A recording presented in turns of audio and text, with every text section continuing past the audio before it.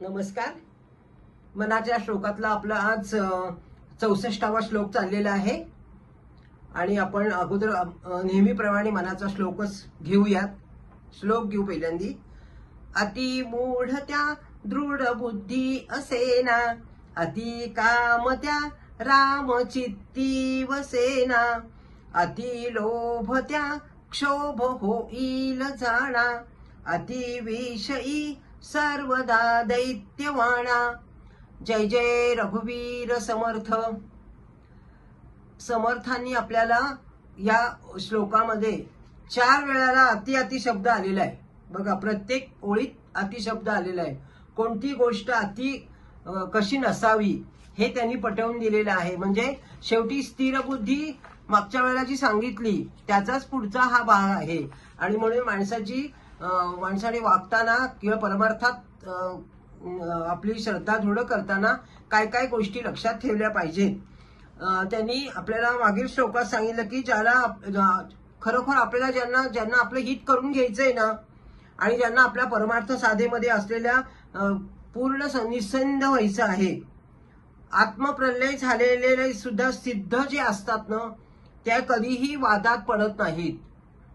आपल्याला काय साध्य करून घ्यायचं आहे, आपलं स्वकल्याण आपल्याला कशात आहे, कोणत्या मार्गामध्ये आपल्याला कोणकोणती माणसं भेटतील, आणि म्हणून आपल्याला स्वतःचं स्वहित कळलं पाहिजे. आणि म्हणून जे ना कळत नाही ना, ते घोर अज्ञानामुळे परमार्थापासून परागमुख होतात. आणि म्हणून ते त्यांना समर्थ बद्ध म्हणतात. बद्धाची लक्षणं आहेत पहा दासबोधामध्ये. मूर्खाची लक्षणं, बद्धाची लक्षणं सगळं दिलेलं आहे त्याच्यामध्ये. पहिल्या श्लोकातच त्यांनी सांगितलं की अति सर्वत्र वज्र येतं. म्हणजे कुठली गोष्ट अति नकोय, अति तेथे माती. आपण म्हणतो ना, कोणती गोष्ट चांगली आहे, पण चांगली असो वाईट असो, पण ती अति नसावी असं आपण सहज बोलता बोलता म्हणत असतो. शहाणपणा करतात. ह्या शहाणपणा चांगला आहे, पण अति शहाणपणा कोणाचाही उपयोगी नाही का. यालाच बद्ध म्हणतात. नेत्री तसं बघायला गेलं तर बघा, आता नेत्री द्रव्यदारा, श्रवणी द्रव्यदारा ऐकती, चिंतनी द्रव्यदारा चिंतावी, याचे नाव बद्ध. समर्थांनी स्पष्ट सांगितलेलं आहे. कधी गेलं तरी कुठे ऐकताना तेच, बोलताना तेच, चिंतन करताना तेच, मनन करताना तेच, द्रव्यदारा द्रव्यदारा द्रव्यदारा. म्हणून त्यांनी सांगितले की या ठिकाणी तमो गुणाचं प्राबल्य असतं आहे, त्याचं नाव बद्ध आहे. त्याच्या बुद्धीमध्ये स्थिरता नसते. इतकेच नव्हे तर त्याची बुद्धी पण विपरीत असते. असा तो असतो, तो बद्ध असतो. मग बुद्धीला निश्चितपणा कसा आणणार? तर बुद्धी एक पहिली बुद्धी आहे दृढ बुद्धी. दुसरी बुद्धी आहे निश्चयात्मक स्वभावाची बुद्धी. निश्चय कोणता करायचा? तर ईश्वरापासून मला अन्य कोणाचाही आश्रय नको, ईश्वराशिवाय माझं कोणीही नाही, ही निश्चयात्मक बुद्धी झाली. आणि ही पारमार्थिक बुद्धी, ही दृढ बुद्धी परमार्थाला सुद्धा पुढे घेऊन जाणारी आहे. आणि म्हणून दुसऱ्या चरणात पण त्यांनी सांगितलंय की अति काम म्हणजेच विषय वासना. हे इच्छा नसताना जर घडत असेल तर तो कामच आहे, त्यापासून पापच घडतं. ते पण अति नसावं असं त्यांनी सगळीकडे अति शब्द वापरलेला आहे. आणि म्हणून राम जिंकला तर जग जिंकलं. रामाला जिंका तर तुम्ही जग जिंकल्यासारखं होईल तुम्हाला. उलट कामाने त्याच्या कामामध्ये काम करा हाताने, पण मनाने आपलं चित्त रामाकडे किंवा भगवंताकडे, देवाकडे ठेवा, असं समर्थांना सांगायचं आहे. अशा वेळेत सुद्धा परमार्थ घडतो. आणि म्हणून जिथे काम आहे ना तिथे राम नाहीये, जिथे राम आहे ना तिथे कामाला थारा नाहीये. हे अगदी आहेच आहे. म्हणून समर्थ सांगतात की अतिलोभ पण कशाचा नको. ती सगळी जी उत्पत्ती आहे ना ती रजोगुणातनच होते. कामाची उत्पत्ती, नंतर लोभाची उत्पत्ती, द्वेष, मस्त, हे सगळं कशातनं होतं? रजोगुणातनं निर्माण होतं.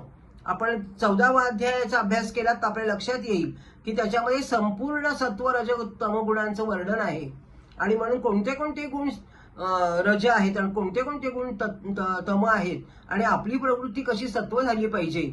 म्हणून बघा आपला हा हे जे आलेला आहे हा व्हिडिओ तो आपला अधिक मासामध्ये आलेला आहे. अधिक मासामध्ये असंही सांगितलेलं आहे की तुम्ही जेवताना सुद्धा रामाचं नाव किंवा देवाचं नाव घेऊन जेवा. म्हणून प्रत्येक मिनिटाला जर आपण अशी सवय केली तर आपल्याला ते अनुसंधान आपलं कधी तुटणार नाही. म्हणून गोंदवलेकर महाराज याच्यासाठी खूप उदाहरणं देतात आपल्याला, नाही का. म्हणून रजोगुणाची उत्पत्ती होणार नाही याचं आपण काळजी घेतली पाहिजे. म्हणून त्याच्यामध्ये एक गीतेमध्ये भगवंतांनी सांगितलंय बघा 14व्या अध्यायामध्ये 12वा श्लोक सुंदर छान सांगितलेला आहे. लोभ प्रवृत्ती आरंभा हा कर्मणा मोक्षमस्रुहा रजस्ते तानी जायन्ते विवृद्धे भरतर्षभ. अतिशय सांगितले की हे अर्जुना, रजोगुण वाढल्याने लोभ प्रवृत्ती वाढते, नंतर त्यामुळे अशांतता निर्माण होते आणि लालसा निर्माण होते. म्हणून अर्जुनाला उपदेश करताना सुद्धा भगवंतांनी लोभाविषयी सांगितलेलं आहे. गीतेमध्ये आपल्याला हे सगळं बघायला मिळणार आहे, कारण गीतेशिवाय गीता ही सर्व ग्रंथांची आई आहे असं गोंदवलेकर महाराज नेहमी आपल्याला सांगतात. म्हणून स्वार्थाच्या प्रेरित होऊन नाही तर अशा माणसाला परमार्थाची आठवण व्हायला पाहिजे. म्हणून अज्ञान आपल्याला सुख देत नाही तर समजुतीने सुखरूप आपल्याला आत्मारामाकडे जाता येतं. मनाची समजूत बदलली गेली पाहिजे.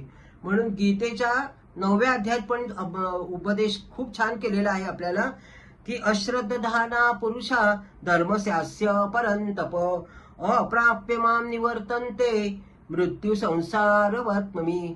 किती छान सांगितलंय. धर्मावर श्रद्धा ठेवा. कुठेतरी तुम्ही श्रद्धा ठेवली. अश्रद्धाना पुरुषा धर्मस्यास्य परंतप. धर्मावरती जर आपली श्रद्धा असेल तर आपण काहीही प्राप्त करू शकतो. म्हणून संसार वृक्षात सुद्धा आपण फिरत राहत असताना आपण बुद्धी स्थिर ठेवली पाहिजे. म्हणून दासबोधामध्ये इहलोकीचा संचितार्थ आणि परलोकीचा परमार्थ असं त्यांनी सांगितलेलं आहे. संचयती विना व्यर्थ. हे जर संचय केलेला नसेल तर सगळं व्यर्थ आहे. म्हणून बुद्धीची रजोगुण काढून टाकून बुद्धी स्थिर करण्यासाठी आपल्याला ते सांगत आहेत. आणि म्हणून अति अति अति शब्द वापरलाय, कारण अति काहीच नकोय. आता अति काम नकोय, अति लोभ नको आहे, अति आपल्याला नंतर हे नकोय. अति अति 4 वेळा सांगितलंय त्यांनी आपल्याला. अति काम नकोय, अति लोभ नको आहे आणि अति मूड पण नकोय. बुद्धी स्थिर पाहिजे. ह्या सगळ्या गोष्टी आपण करण्याचा प्रयत्न करूयात आणि समर्थांना नमस्कार करूयात. आणि हे पुष्प मी देवाचरणी अर्पण करते. नमस्कार.